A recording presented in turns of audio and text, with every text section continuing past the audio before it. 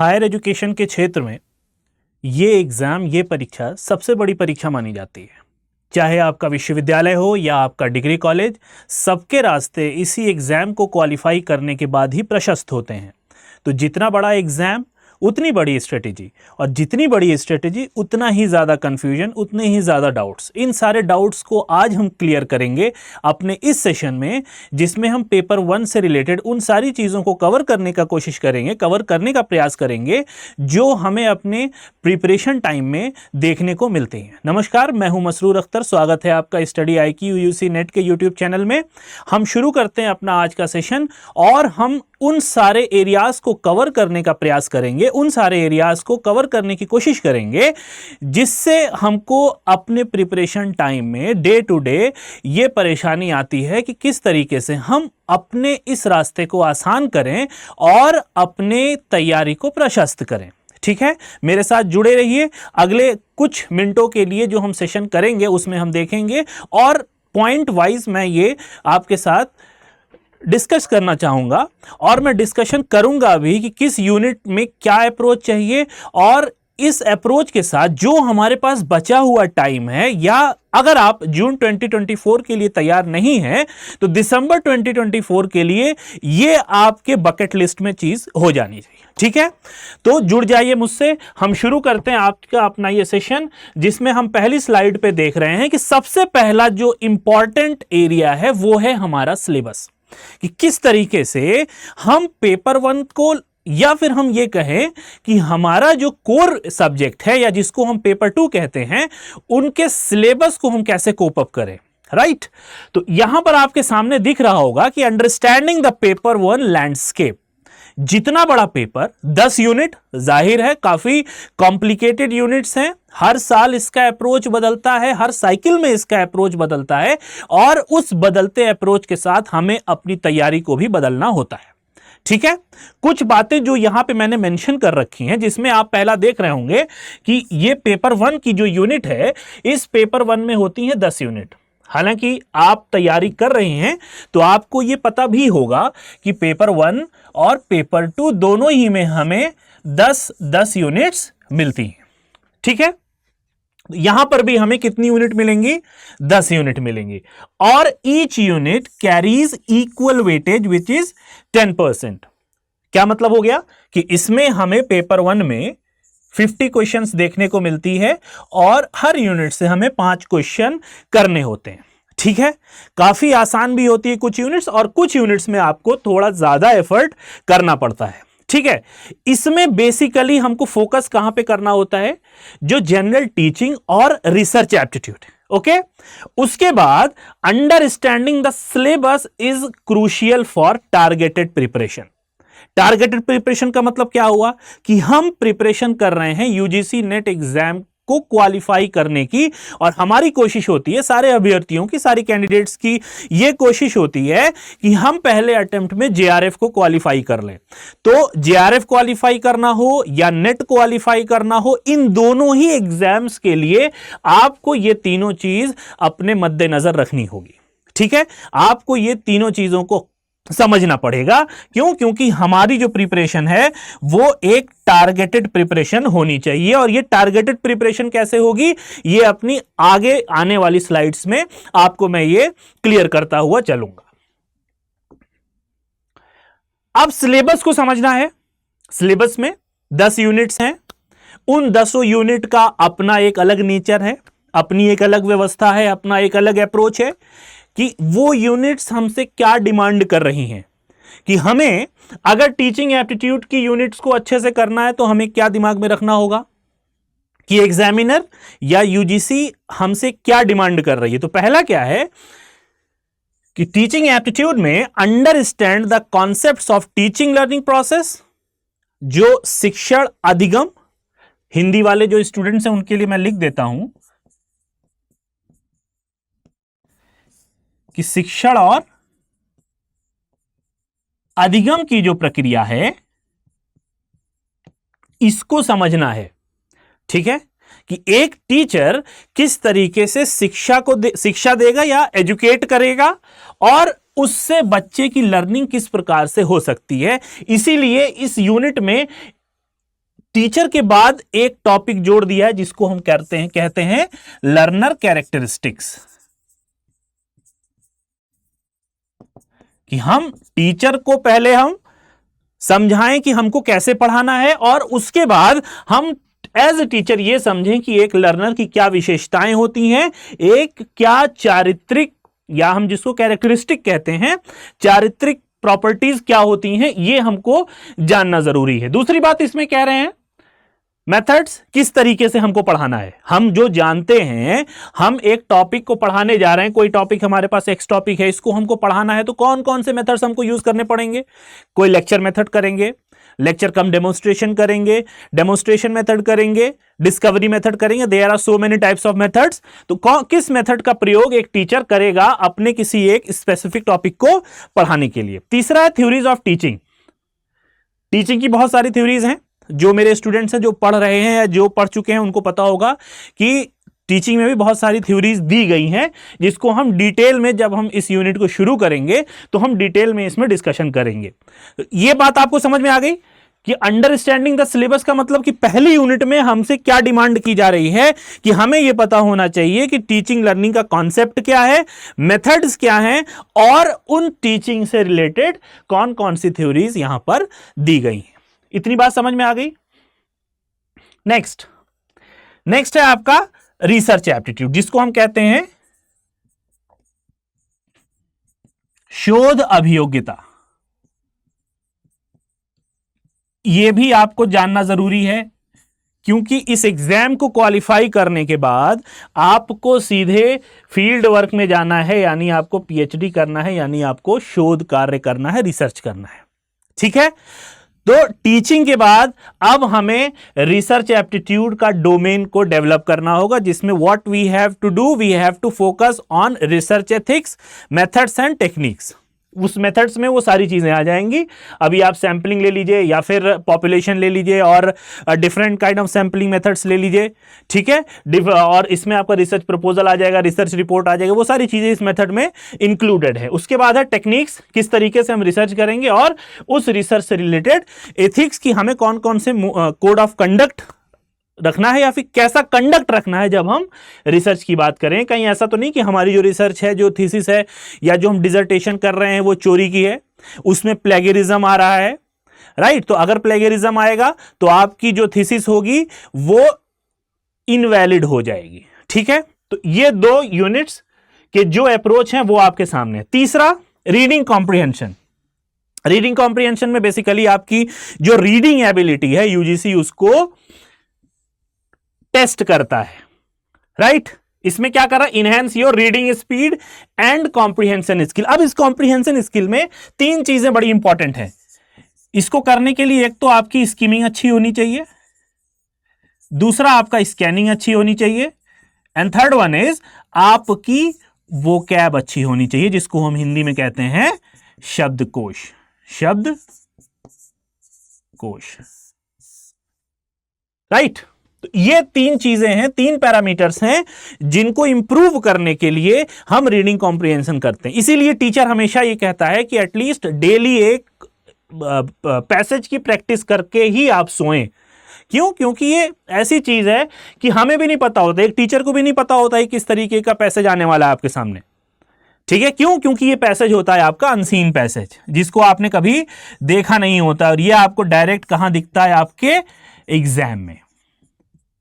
तो इसको करने के लिए आपको अपनी इन तीनों जो शक्तियां हैं, जो टेम्परामेंट हैं, उसको डेवलप करना होता है। अब ये स्किमिंग और स्कैनिंग, ये दो क्या चीजें हैं, ये जब हम रीडिंग कॉम्प्रिहेंशन की यूनिट को करेंगे तो उसमें मैं इस चीज को आपसे बताऊंगा कि ये दोनों क्या होता है। अगर ये दोनों आपकी अच्छी हो गई तो बहुत ज्यादा उम्मीद है कि आप रीडिंग कॉम्प्रिहेंशन के 5 के 5 क्वेश्चन पूरी तरीके से कर जाओ, राइट। फिलहाल अभी वहां ना जाते हुए हम बढ़ते हैं अपनी 4th यूनिट पे, विच इज कम्युनिकेशन, जिसको हम हिंदी में कहते हैं संप्रेषण। ठीक है, improve your communication skill both verbal and written. की हम कम्युनिकेशन किस तरीके से करते हैं, क्यों ये जानना जरूरी है, क्योंकि हमारी जो क्लासरूम टीचिंग है बेटा, जो हमारी क्लासरूम टीचिंग है वो भी it is a part of communication. क्यों? क्योंकि वहां पर हम वर्बल कम्युनिकेशन भी करते हैं, नॉन वर्बल कम्युनिकेशन भी करते हैं, वहां पे बैरियर्स भी होते हैं, इसीलिए हमें इस कम्युनिकेशन को पढ़ना भी इंपॉर्टेंट होता है। इसमें डिफरेंट मॉडल्स हैं, हम उनको भी जब इस यूनिट को कवर करेंगे तो उन मॉडल्स को भी हम पढ़ने की कोशिश करेंगे और हम कोशिश करेंगे कि उनसे रिलेटेड क्वेश्चंस को भी हम सॉल्व कर पाए। नेक्स्ट है आपका रीजनिंग, जिसको हम कहते हैं हिंदी में तर्क। ठीक है, और इसमें इंक्लूडिंग है क्या? आपका एक बेसिक मैथमेटिक्स, जिसमें हम परसेंटेज को करते हैं, प्रॉफिट एंड लॉस को करते हैं, स्पीड, डिस्टेंस, टाइम वाले क्वेश्चंस को करते हैं।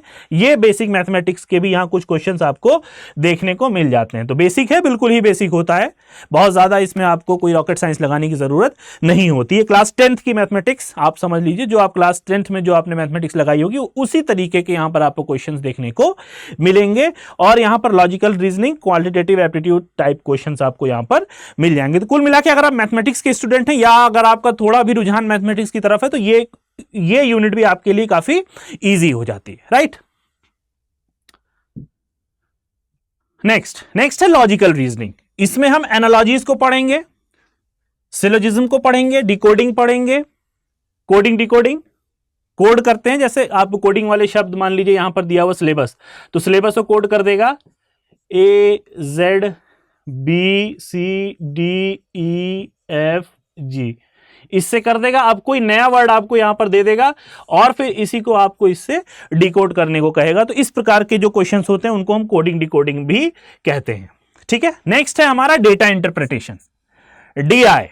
ये काफी चैलेंजिंग यूनिट है और most of the time candidates क्या करते हैं कि इस यूनिट को या तो करके आएंगे तो काफी क्वेश्चंस उनके गलत हो जाते हैं। सही के चांसेस बहुत कम ऐसे स्टूडेंट है जो सुनने में आया है कि मेरे DI के सारे क्वेश्चंस सही हो गए हैं। ठीक है, थोड़ा सा कंफ्यूजिंग होता है। अगर DI में आपको प्रॉब्लम आ रही है, इसका मतलब आप थोड़ा सा कैलकुलेशन में आपका हाथ थोड़ा तंग है।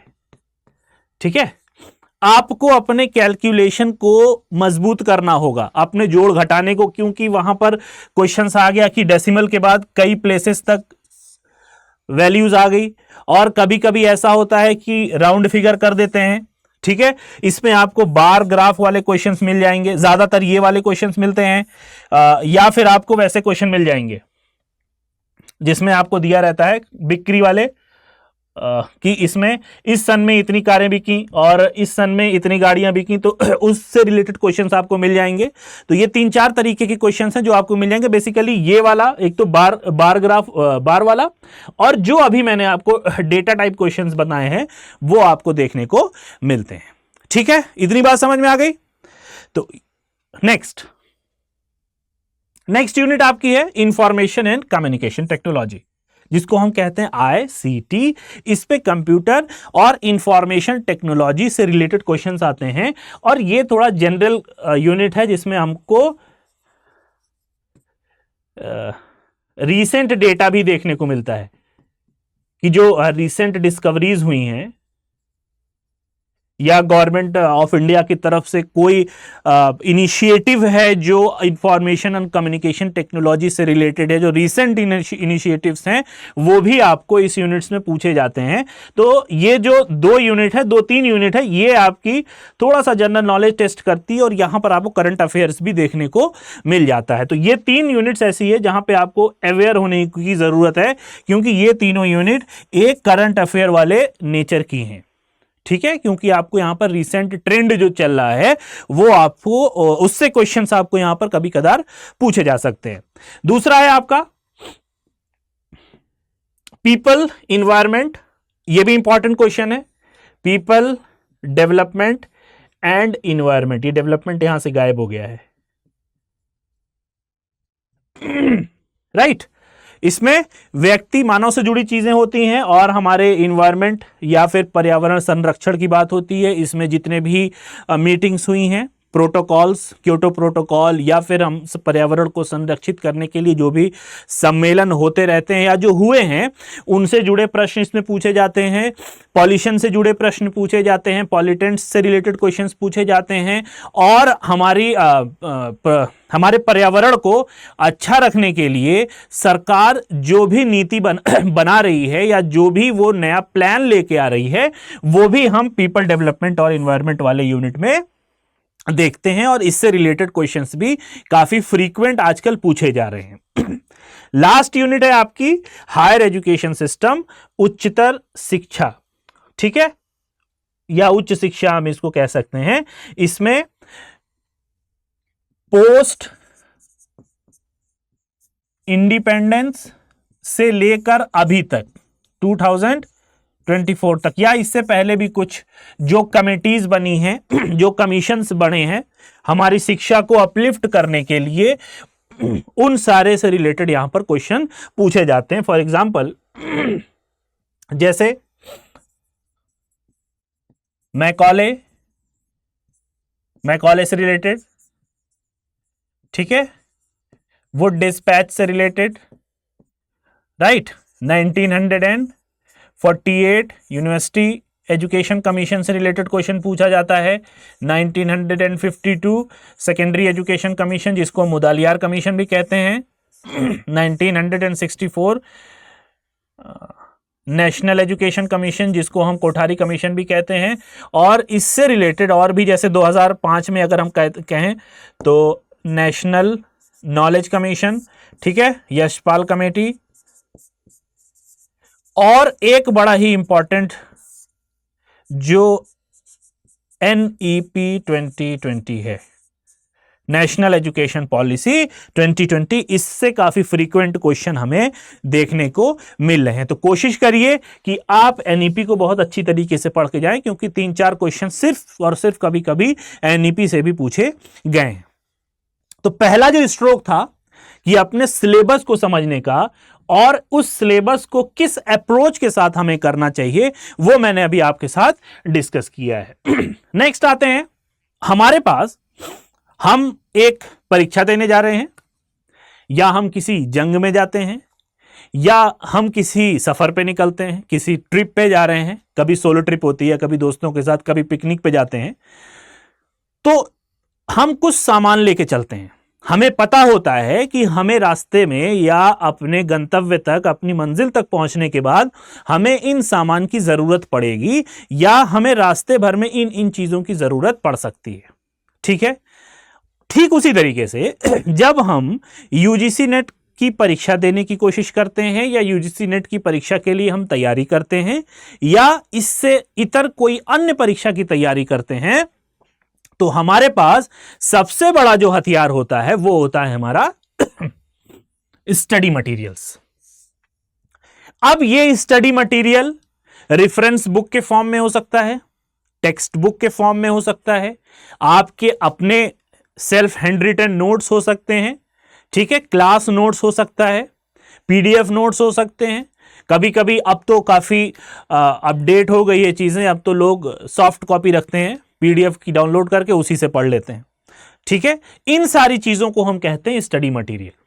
तो एक परीक्षा को अच्छी तरीके से या अच्छे नंबर से पास करने के लिए, क्वालिफाई करने के लिए, एक डिस्टिंक्शन मोड में उसको क्वालिफाई करने के लिए सबसे इंपॉर्टेंट रोल जो अदा करता है वो है हमारा स्टडी मटेरियल, ठीक है।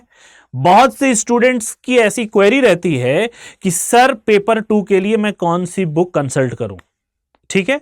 पेपर 1 के लिए तो ठीक है, मोर और लेस बहुत सी किताबें मार्केट में आपको मिल जाएंगी, लेकिन पेपर 2 के लिए मेरा जो अपना पर्सनल अप्रोच है वो ये है कि अगर आपके पास पेपर 2 के जो भी टॉपिक्स आपके सिलेबस में हैं, अगर वो सारे टॉपिक्स के आपके अपने हैंड रिटन नोट्स हों तो उससे बेहतर कोई नोट्स नहीं होता, राइट। तो ठीक उसी तरीके से आपका जो स्टडी मटेरियल होना चाहिए वो रिलायबल होना चाहिए, ठीक है, अच्छे पब्लिकेशन का होना चाहिए। बाज दफा ऐसा होता है कि बहुत सी किताबें मैंने खुद पढ़ी हैं, बहुत सी किताबें ऐसी होती हैं जिसमें जवाब गलत दिए होते हैं, ठीक है, उसमें कॉन्ट्राडिक्शन हो जाता है, ओरिजिनल जवाब से उस किताब के जवाब में कॉन्ट्राडिक्शन हो जाता है। ठीक है, तो रिलायबिलिटी नहीं होती। You have to choose the reliable text book और you have to select the reliable study material for your examination, right. Previous year question papers, ये तो मस्ट है, this is must have thing, ये आपको या आपके पास ये होना ही चाहिए। अब ये आपके पास एक किताब के फॉर्म में होते हैं, जैसे हम कहते हैं कि 5 से 6 साल तक के आपको प्रीवियस ईयर क्वेश्चन पेपर्स लगा लेने चाहिए। इससे क्या होगा कि उस टॉपिक से रिलेटेड या उस परीक्षा से रिलेटेड इस टॉपिक के बारे में जो भी चीज पूछी गई है उससे आपको एक इंसाइट क्लियर हो जाएगी, राइट। तो ये बहुत अहम रोल अदा करते हैं आपकी परीक्षा की तैयारी में। UGC net reference books by reputed publications, online resources and mock test, ये मैंने बता दिया अभी कि आपको रिलायबल पब्लिकेशंस की बुक यूज करनी चाहिए। और लास्ट में ये online resources and mock test. अब ये मॉक टेस्ट का बड़ा इजी है, मॉक टेस्ट आपको कहीं ढूंढने की जरूरत नहीं। मॉक टेस्ट अब यूजीसी की वेबसाइट पे ही, ये आई थिंक एनटीए यूजीसी की वेबसाइट पे ही आपको मॉक टेस्ट अवेलेबल हैं। मैंने भी अपने प्रिपरेशन में यूजीसी की वेबसाइट से ही मॉक टेस्ट लगाए थे। तो आप अगर चाहें कि खरीदना ना पड़े मॉक टेस्ट बाहर से, तो आप ऑनलाइन मॉक टेस्ट, वो एक डमी फीचर का होता है कि एज इट इज जैसे आप एग्जाम हॉल में बैठ के एग्जाम देते हैं, आपको वैसे ही कंप्यूटर बेस्ड मॉक टेस्ट वहां पर मिल जाएंगे। बट अभी क्या हुआ है कि यूजीसी ने जो मोड ऑफ एग्जामिनेशन है वो चेंज कर दिया है, एज यू वर अवेयर। आप सबको पता होना चाहिए कि यूजीसी ने अब अपना जो ऑनलाइन एग्जाम का मोड था वो टोटली चेंज करके किस में कर दिया, ऑफलाइन में। ठीक है, ये अब ऑफलाइन एग्जाम हो गया, यानी अब आपको एक पेन और पेपर प्रोवाइड किया जाएगा।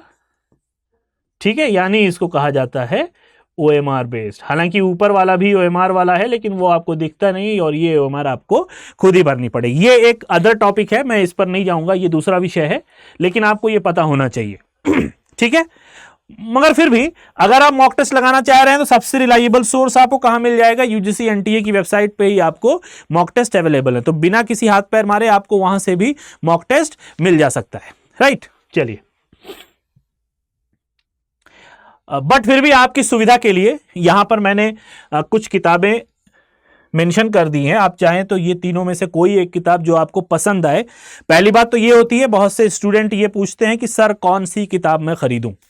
ठीक है, तो पहले तो आप देख लीजिए कि उनका जो पब्लिकेशन या जो प्रकाशन है वो एक रिलायबल हो, विश्वसनीय सूत्र हो।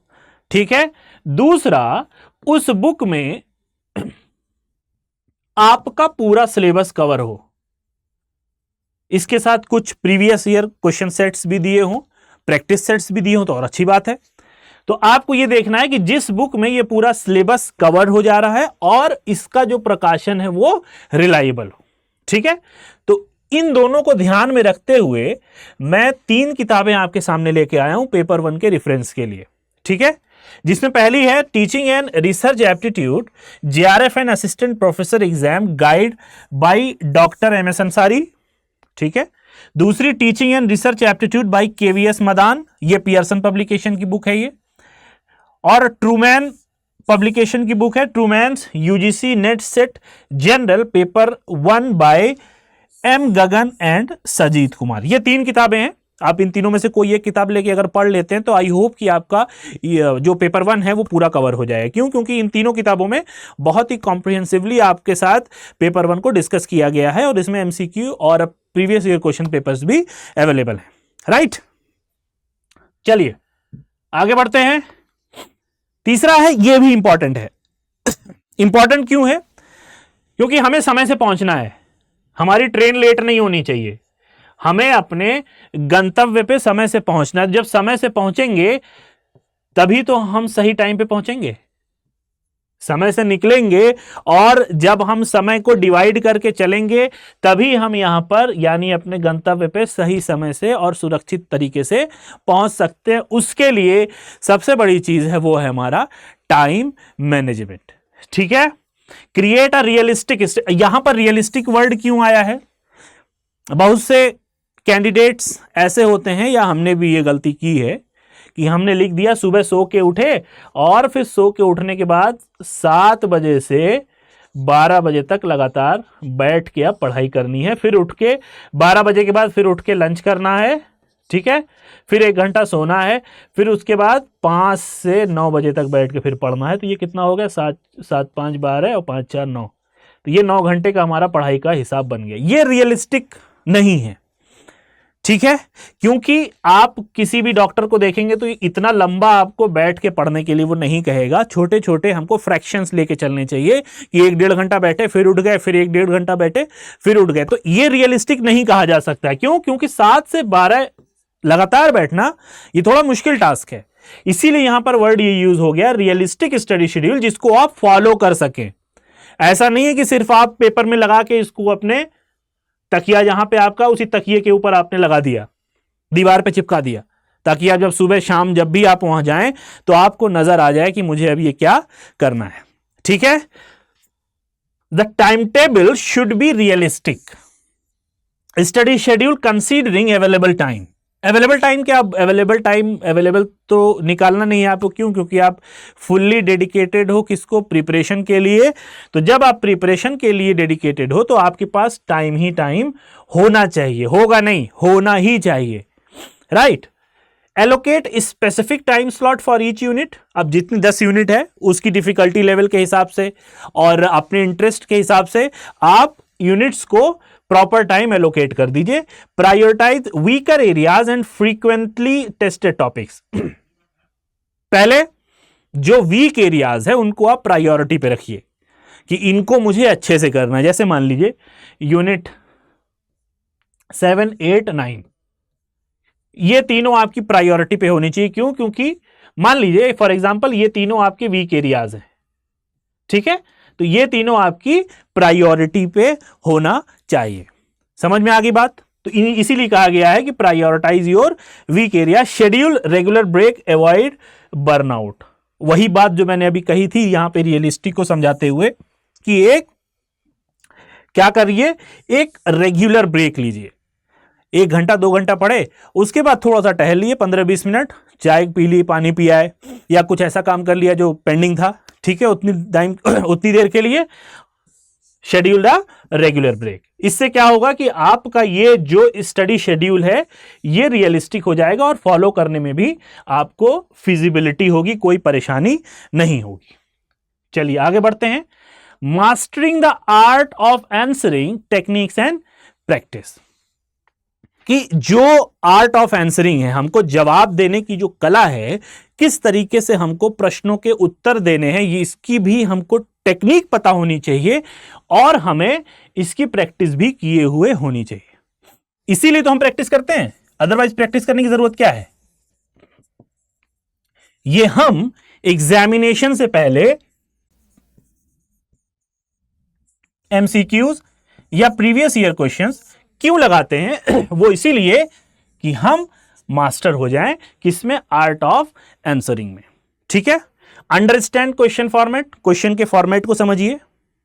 इसीलिए मैंने कहा अभी कि कम से कम 5 से 6 साल तक के आपको जो प्रीवियस ईयर क्वेश्चन पेपर्स हैं उनको लगा के जाना चाहिए, उनको लगाते रहना चाहिए। इससे क्या होगा कि आप क्वेश्चन के फॉर्मेट को समझेंगे और आप फेमिलियर होंगे various question format like MCQ, short answer and ऐसे टाइप क्वेश्चन। ये हालांकि ऐसे टाइप क्वेश्चन तो नहीं होते हैं इसमें, ठीक है। दूसरा, focus on clarity, accuracy and conciseness in answers.